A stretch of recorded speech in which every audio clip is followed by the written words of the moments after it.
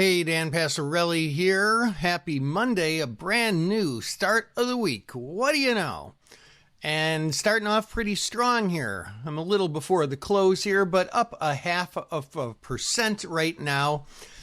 But you know, it's kind of a little bit of a strange day here because not all stocks are up. It's kind of very disparate in how this is going.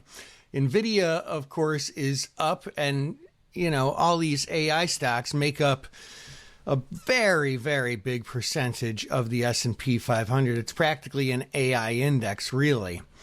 So that's one of the big drivers there. And Apple is up a lot, 4.2%, over $10. Now, some of that has to do with the expectations for sales on iPhones. Apparently, they figured out that they're going pretty good so far, even though we're only a handful of days into it. And Wedbush gave them a big upgrade today. Now, Amazon, well, that puppy's down 1.5%. Not the end of the world by any stretch of the imagination. But Amazon is down because they are one of the top 3 American companies who utilize that H-1B visa that just had its price go up from $5,000 to $100,000 per employee that uses the visa. And the companies tend to pay for that. The employee might pay for, you know, the legal fees to fast track it and, you know, maybe the application fee, but the employer has to pay for that. So there's a lot more costs going into companies using them, and Amazon's a really big one there.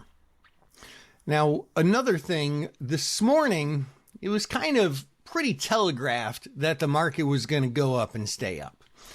The tracker that I use that tracks professional trading in zero-day options in the indexes, before the open, there was 571 of the 0DTE 6675 calls that were purchased. And that was a lot. And those, the person who bought those did really, really well. And then right on the open, there was about 1,200 put spreads that were sold, another bullish move, and those guys were just cleaning up.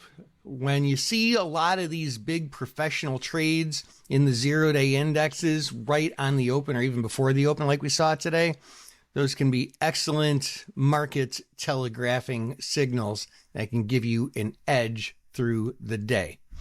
So that's through the day. Through the rest of this week, I believe I mentioned this Thursday or Friday, but we do have later in the week, Thursday and Friday, we have GDP and PCE. Big numbers, a couple of the biggest numbers that we get in any given month. I hope that helps. This is Dan Passarelli, Trade Smart.